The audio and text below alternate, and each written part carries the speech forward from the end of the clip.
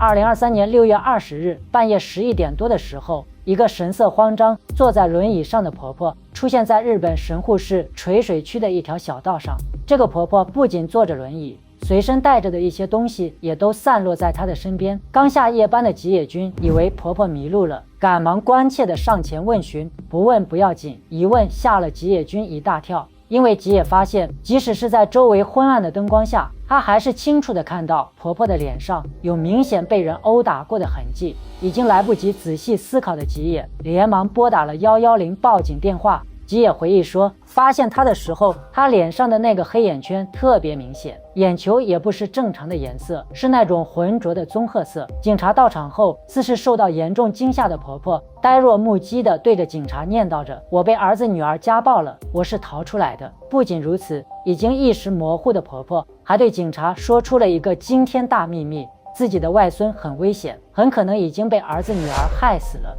随着日本警察抽丝剥茧的层层深入，一个关于日本单亲家庭横跨近半个世纪3代人的悲情乱伦家族开始惊世骇俗地浮出水面。被生生虐待致死的6岁孩童，被长期圈禁在壁橱里的祖母，行迹诡异的姐弟姊妹4人。然而，这也仅仅只是整起事件的冰山一角。或许悲剧早在34年前，这个家庭的大女儿穗坂沙喜出生的时候就已经罪孽深重。这个家庭到底发生了什么事情？一母同胎的弟弟为何会把魔爪伸向自己的亲姐妹？鼓励大象，马上开始。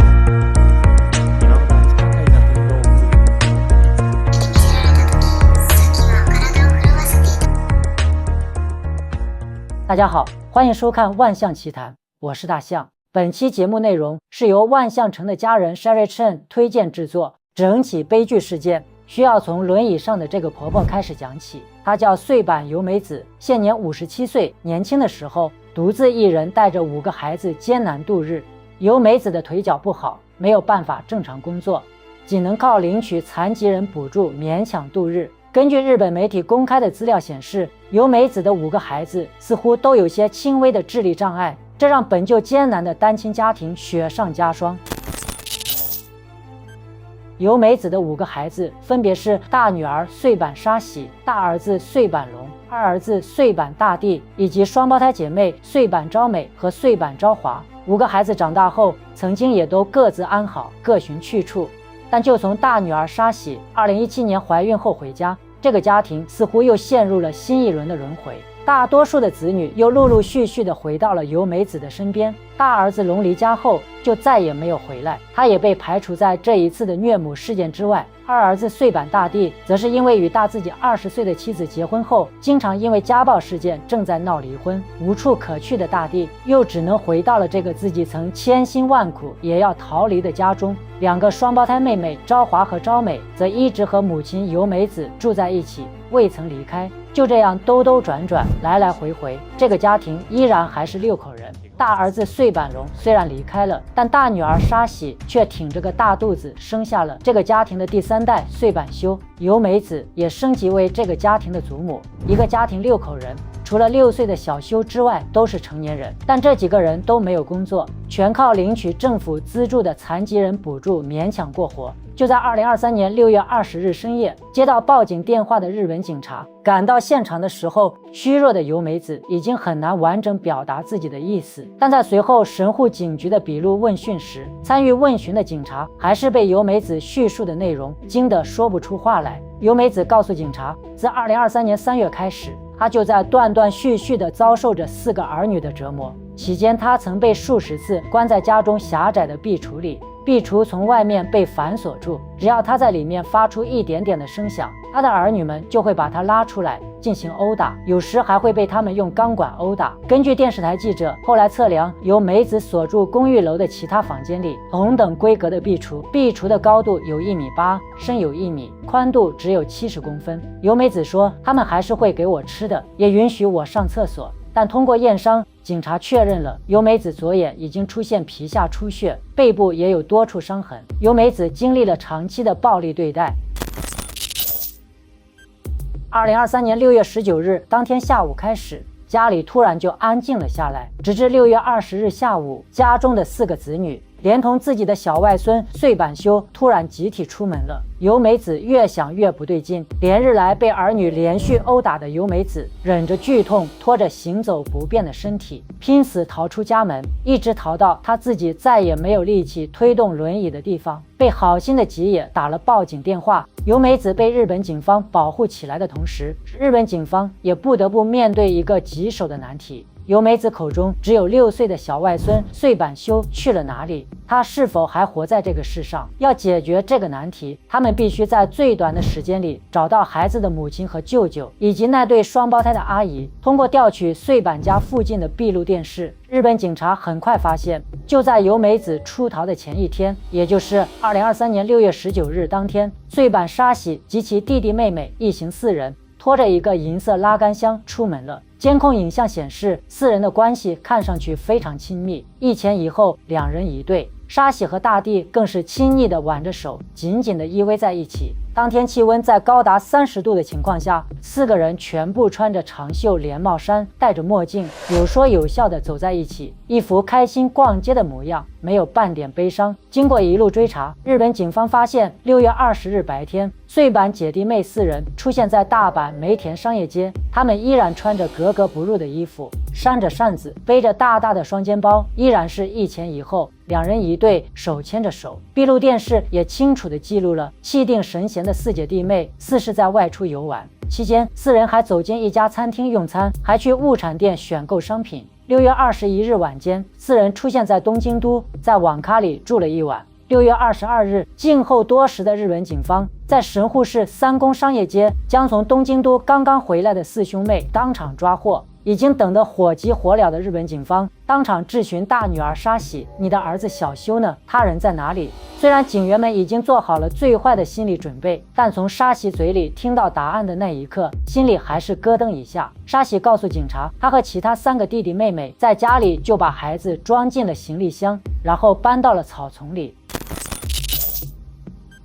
很快，搜救人员在穗坂沙喜的指认下找到了小修被抛尸的地点，那是离他们家很近的一片草丛地。在没过1人高的荒草里，搜救人员很快发现了闭路电视里出现过的那个银色拉杆行李箱。30几度高温之下的小修尸体已经出现部分腐烂。这个刚刚过完6岁生日的小男孩，或许还不懂得什么是人生的情况下，就以如此惨烈的方式结束了他那稀里糊涂的一生。最为悲情的是，带着警察前来找他尸体的人，竟然是他自己亲生的母亲。这个案件每一点都令人心碎，而这个年仅6岁穗坂修的死，令全日本民众更是无法接受。根据司法解剖的结果显示，令小修致死的真正原因竟然是外伤性休克。小修的皮下出血扩散到整个背部，被认为是日常受到了虐待和暴力所致。我们说的直白点，穗坂修是被他的妈妈、舅舅和阿姨们活活打死的。为什么？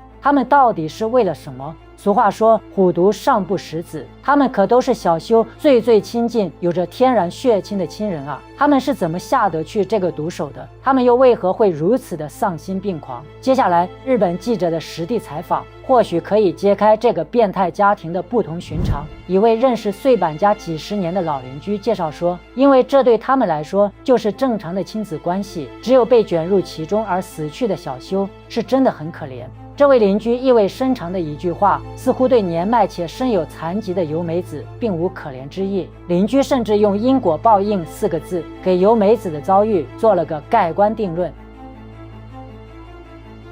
一切要从30年前开始讲起。穗坂家的兄弟姐妹们都还是少不更事的孩子，由美子一家在当地更是出了名的问题家庭。当时的由美子是一个单亲妈妈，户籍上虽然有个男人是父亲的身份，但日本警察已经无法确认这个男人到底是谁。就这样，由美子和5个孩子一直生活在一起，漠视和虐待也一直是这个家庭的常态。由美子几乎不管孩子，还把家里所有的事都交给孩子们。大女儿沙喜几乎从小学开始就承担起了这个家庭的所有家事和照顾弟弟妹妹的责任。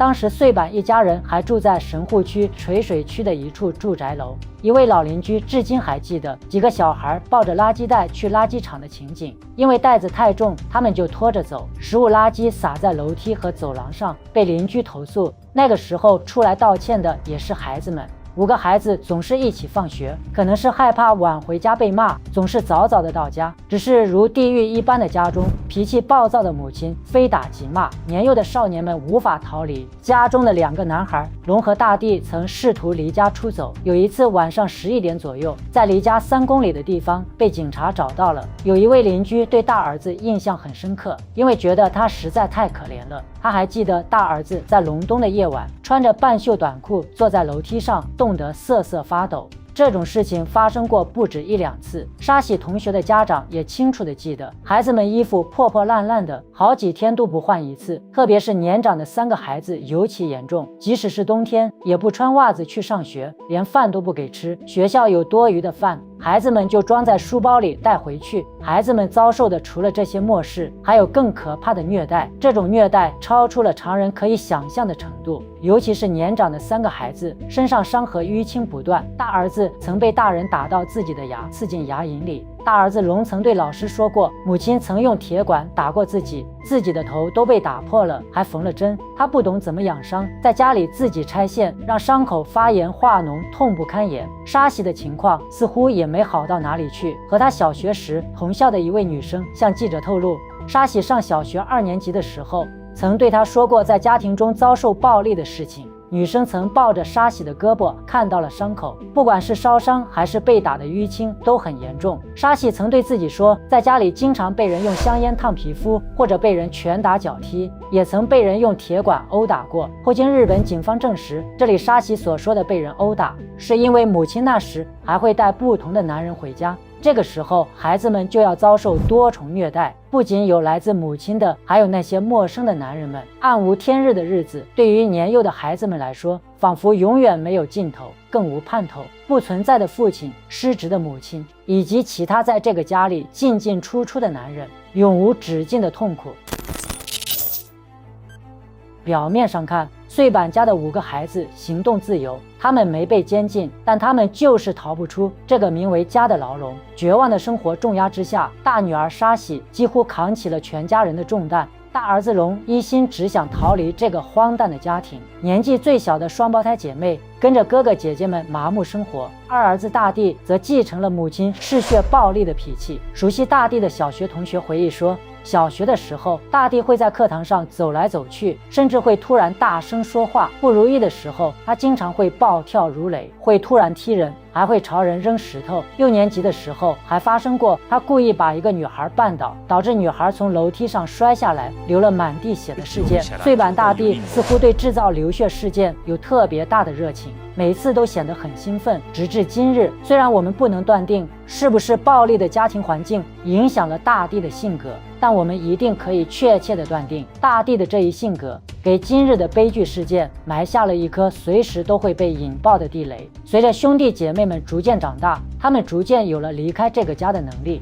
大儿子龙一去不返，与这个家庭彻底切断了联系。直到前几日，有媒体找到龙，问他是否愿意回去看看他的母亲。龙只是重复着，很抱歉，我不想回忆，仅此而已。我真的不想回忆。但穗坂家其他孩子似乎就没有这么幸运了。混乱的家庭出身，轻微的智力障碍，一个正常人都很难立足的日本社会，对于穗坂家的兄弟姐妹们来说，一切都太难了。大女儿沙喜曾一度奋力挣扎，她说她想通过自己的努力改善弟弟妹妹们的生活。她从特别支援学校高中部毕业之后，曾以受雇残疾人的身份进入一家服装公司工作，但沙喜的每份工作似乎都做不长久，最后只能沦落到夜场里做起了陪酒女的工作。直到她遇到了那个自己非常喜欢的牛郎，想象着可以和他依偎着过一辈子，但直到她发现自己怀孕后，就再也找不到那个声称要给自己幸福的男人了。她不得不又回到了那个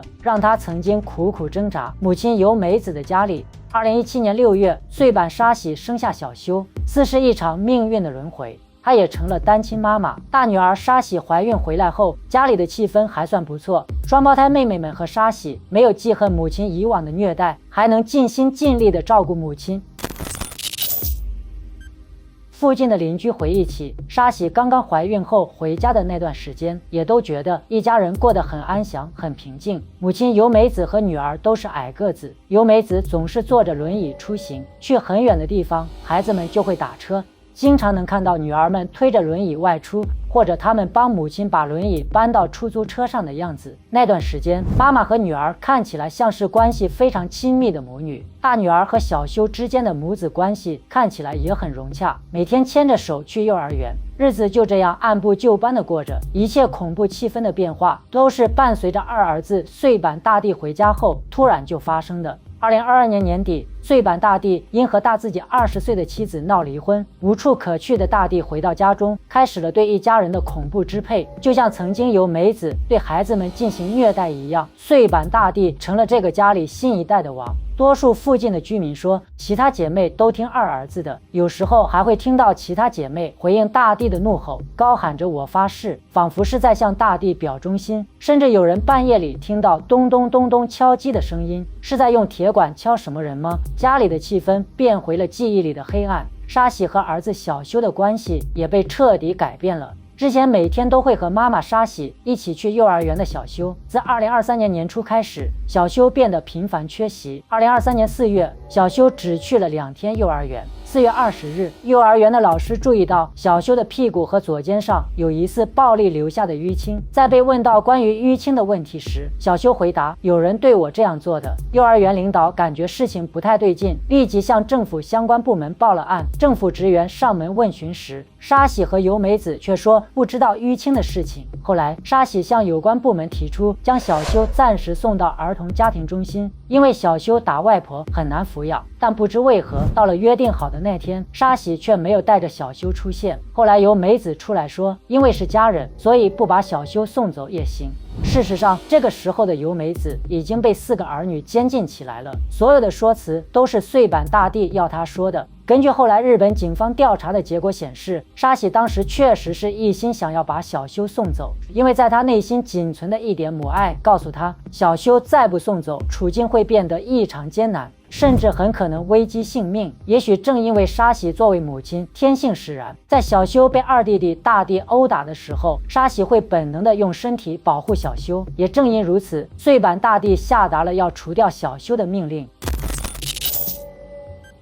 根据日本媒体关西电视台的最新报道，日本警方在连续数月对岁坂家3姐妹的调查中发现，岁坂大帝在控制姐姐沙喜和2个双胞胎妹妹，对岁坂修实施杀害并抛尸荒草地的当天晚上，在家中对姐姐沙喜以及2个妹妹昭美和昭华实施了性侵犯。关西电视的报道指出，岁坂大帝疑似对姐姐和妹妹们怀有浪漫的感觉，每次岁坂修都会妨碍他对姐姐的爱慕，甚至他很嫉妒小修得到了姐姐全部的爱。因此在除掉小修的当晚，他做了他一直想做的事情。6月1日是国际儿童关爱节，原意是为了悼念1942年6月10日的利迪策惨案和全世界所有在战争中死难的儿童，反对虐杀和毒害儿童，以及保障儿童权利。也正是在这一天，在由美子拒绝将小修送走之后，日本政府的职员和小修的接触也被迫中断。6月15日是小修的生日，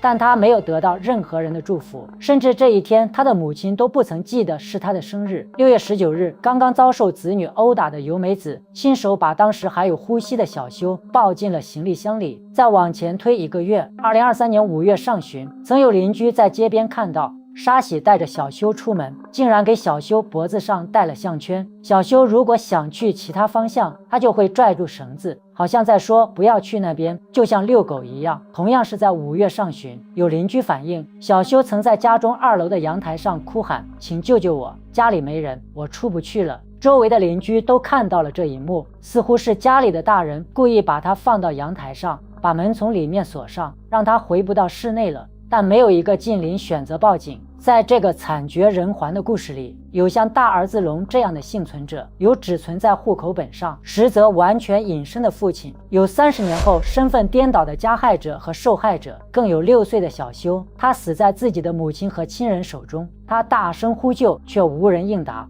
如果说由梅子的遭遇某种程度上是因果报应，那只有6岁的小修又是犯了什么错，非要承受这些非人的折磨和苦难？在他年幼清冽的眼眸中，这个世界又会是个什么样的模样？以上，感谢收看今天的节目，记得订阅万象的频道，平安喜乐。